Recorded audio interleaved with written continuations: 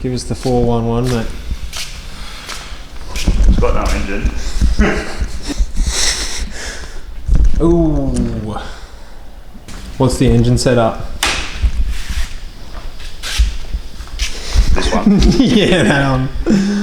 What is it? 2.5 litre Manly pistons and Manly tough beam rods, but 1mm oversized valves. Yeah, it's got closed deck, case dowels, all that jazz. 14mm bolts. And then exhaust manifold? Kind of like a hybrid PSR thing that I chopped up to make it twin scroll into the the 7384. Is that what's on it? I'm not sure. 8473. There you far thing. This thing? 8374. Yeah. So she's big.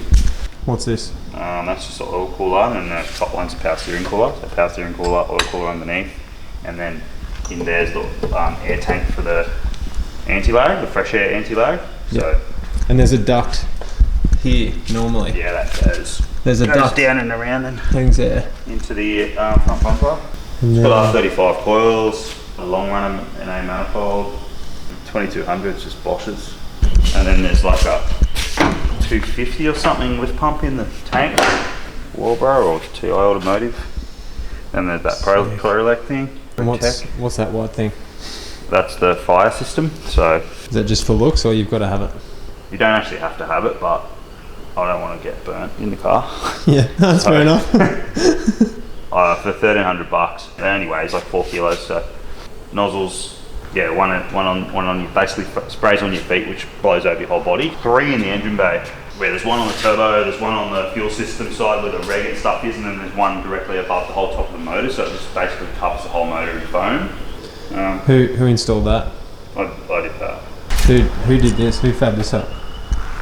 Everything on this car I did.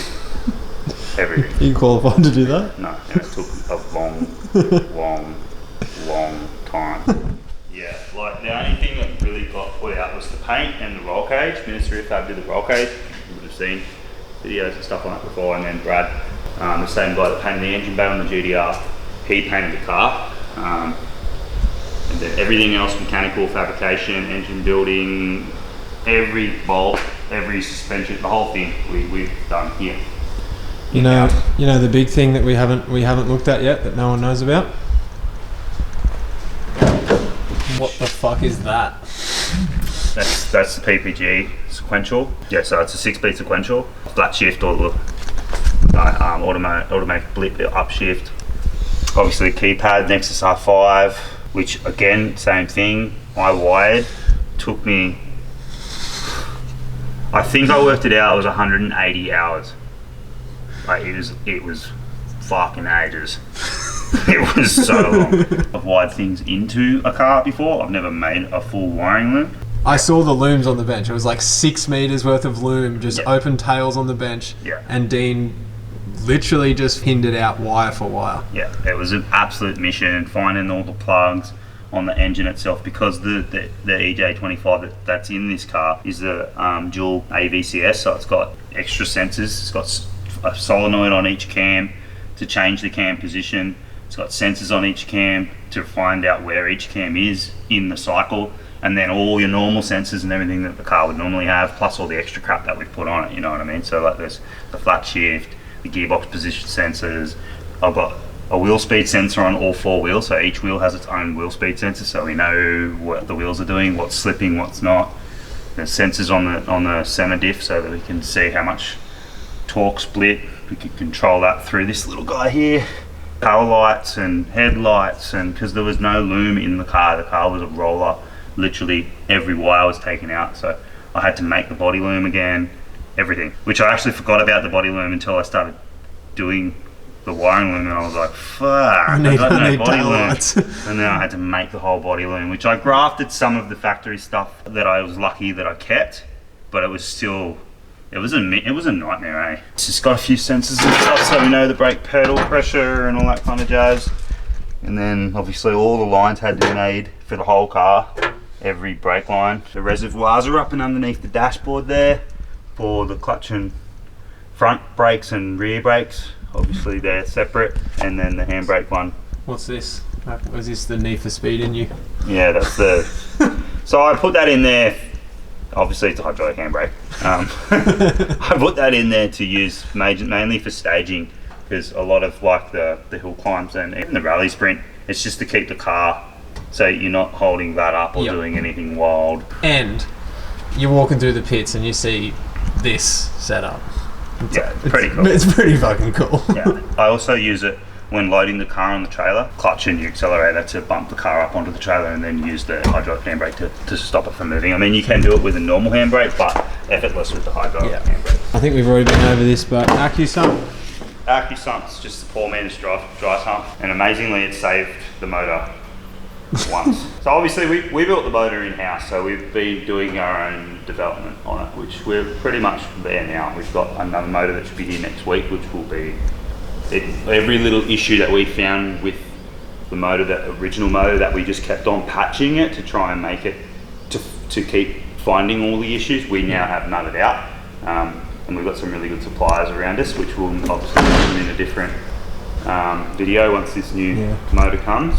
We slapped it together and then learned, and now we know. A prime example is the factory Subaru's oil pumps. They've got a plunger inside them for the relief valve, and unless you pull that apart when you get it from Subaru and clean the debris from their machining process out of the plunger, if the car gets over 100 degree temperature, 110 degree temperature, that plunger will actually seize open inside the pump, and then all your oil pressure goes out the pump. And if you've got an AccuSump, it keeps your oil pressure up until you can realise what's going on and turn the car off. But if you don't have an AccuSump, you probably spin a bearing. I've already saved the car once. Pretty cool thing, that works mad. And the other good thing about it is I've got a button on the dash. There's 102 psi of oil in there. It'll put 102 psi of oil through the whole system and pre-lube everything before you fire it up, so you're not starting it on a dry nothing.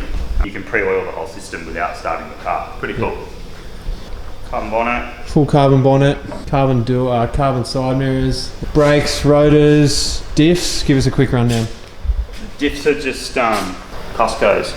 So the rear's a 2-way, front's a 1.5 way, the center's a plated DC/CD, so it's controllable, but it's plated, so it's already got it's got a couple extra plates in it. I think they're 5 or 6 kilos factory, and this is an 11 kilo plated one, so she's already a bit spicy before she even gets going. From front to back, you got fully built motor, say 400 and something kilowatt turbo, PPG box, unbreakable diffs.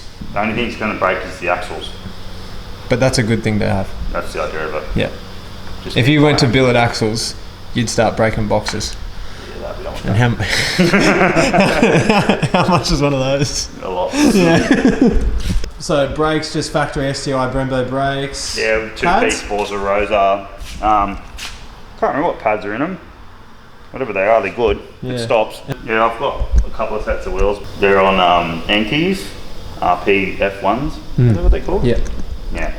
And I've got another set of Yokos in Sydney that I've got to go and pick up. AO50s.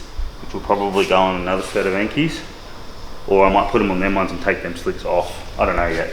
But yeah, these are just an 8008 that I run for the dyno, for just a normal test and tune track days, shit like that. They're just a road tyre. Can do heaps of laps out of it. Yep. Without them melting off the rim.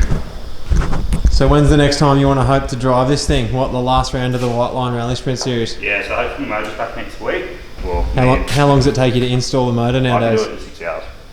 Yeah. 6 hours from that to running? Yeah, like driving. Yeah, it's so quick, man. Like everything I built, like with the V-mount, the way the V-mount, because it's obviously got a V-mount intercooler, radiator on it, and then the intercooler, the way it's all made to literally just come apart really easy. Plus I put it all together so I know where every bolt is and what's benefits in every location of the whole car. So it's easy. But last time I pulled the motor's been in and out a few times. Like I said before, we've been mucking around with this motor to try and get it to where it is right now. Motors, mate. Yeah. Well, the motor that was in here before we pulled it out with its issue, it was 420 kilowatt. It ripped. That's absolutely ripped. The car weighs, I think it's 1080. Yeah. With no one in it. So it's under 1100 kilos with 420 kilowatts. Hoping to get way more footage, videos and this stuff out. This video has been a long time coming, easily by far the most requested video I've ever had. I get hassled, I reckon, weekly from randoms and people that I know to get the update of this out. As Dean said, it is his hobby. He literally did every single piece of this car minus the paint and the roll cage.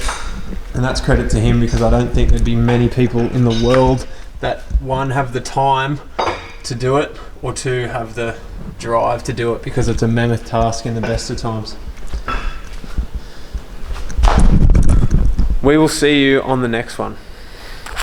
Ever since you shut the door on everything we knew, you're too late for love, love, love, love, love, love, love, love, love, love, love,